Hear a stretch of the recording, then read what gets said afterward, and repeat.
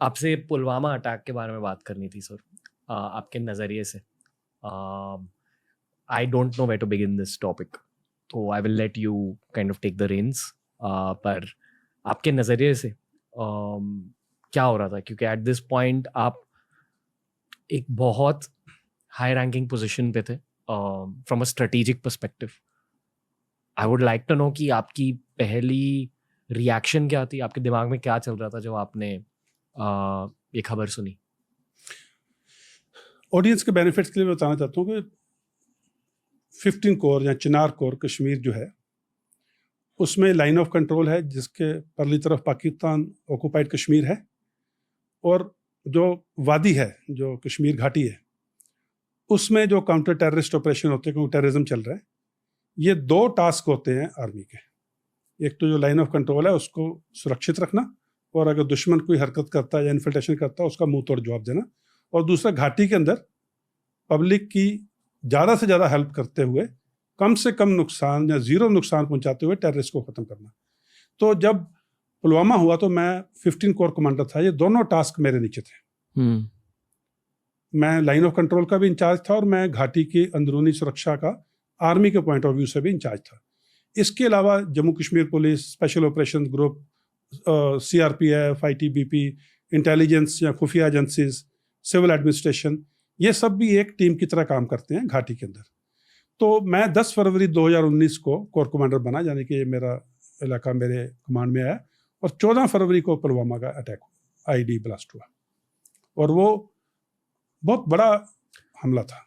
I am really sorry I am doing this sir, पर आपको शायद उस इंसिडेंट के बारे में कुछ चीज़ें शेयर करनी पड़ेंगी, क्योंकि बहुत सारे लिसनर्स करंट अफेयर्स के बारे में इस पॉडकास्ट के थ्रू ही सीखते हैं। तो it's kind of a current affairs update. अगर आप इंफॉर्मेशन थोड़ी रिले कर सकते हो कि उस दिन हुआ क्या, जस्ट टू गिव उस दिन जो कॉन्टेक्स्ट।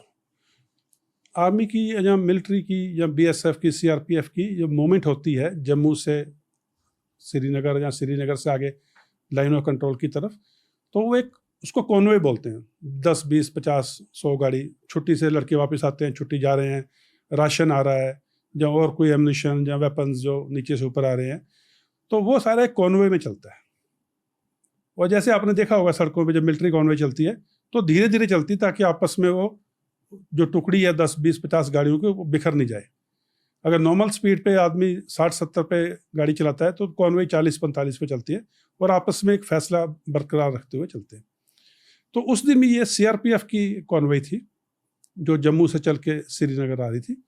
तो लेथपुरा एक जगह है श्रीनगर से करीब 20 मिनट पहले, वो पुलवामा डिस्ट्रिक्ट में पड़ता है। तो वहाँ पे एक आत्मघाती हमले के तौर के ऊपर एक कार के अंदर एक्सप्लोजिव डाल के, और जो टेररिस्ट था, सुसाइड टेररिस्ट था, उसने आके कॉन्वे के एक बस के पास में आके अपने आप को ब्लास्ट किया।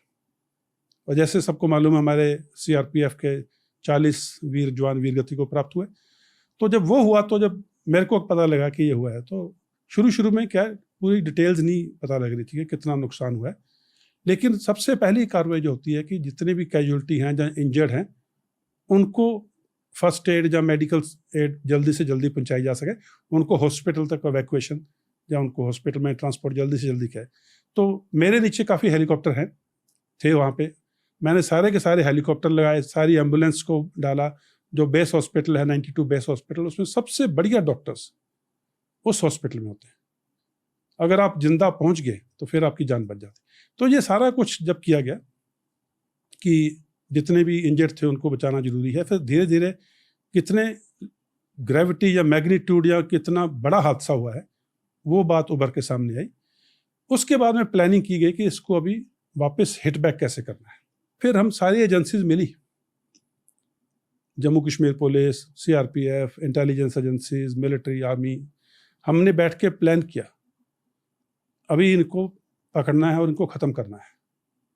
ज़्यादा डिटेल में ना जाते हुए पूरी उसकी खबर हमारे को 48 घंटे में मिल गई कि वो मॉड्यूल या वो ग्रुप जिसने ये किया था, कामरान था एक पाकिस्तान का जैश-ए-मोहम्मद का टेररिस्ट, गाजी उसका कोड वर्ड था, वो उसका हेड था। तो हमने 48 घंटे में खबर मिली और फिर पिंगलाना गांव में वो मौजूद थे, उसको हिट किया, और इतनी प्रिसीजन से हिट किया कि जहाँ पे वो थे सिर्फ वहीं पे ही हमारी टीम पहुंची। और मेजर विभूति ढोंडियाल और कुछ जवान पहले 5 या 15 मिनट के एक्शन में ही उनको वीर गति को प्राप्त हुए। उसके बावजूद भी जो यूनिट थी यहाँ जम्मू कश्मीर पुलिस और सीआरपीएफ 55 राष्ट्रीय राइफल्स यूनिट थी, उस नुकसान के बावजूद जो शुरू में हो गया, उन्होंने अपना मोराल नहीं डाउन होने दिया, क्योंकि देश का मोराल बहुत जरूरी था। इस हादसे के बाद में देश के मोराल को वापस लाना जरूरी था, तो उन्होंने लगातार कार्रवाई की उस यूनिट ने और बाद जवान जम्मू कश्मीर पुलिस ने और सीआरपीएफ ने। और 18 फरवरी की शाम को, 14 फरवरी की शाम को ये हादसा होता है, 18 फरवरी की शाम को उस पूरे मॉड्यूल को खत्म कर दिया गया जिसका गाजी कमांडर था। 100 घंटे के भीतर जिन्होंने पुलवामा का हादसे को अंजाम दिया था, उनको खत्म कर दिया गया।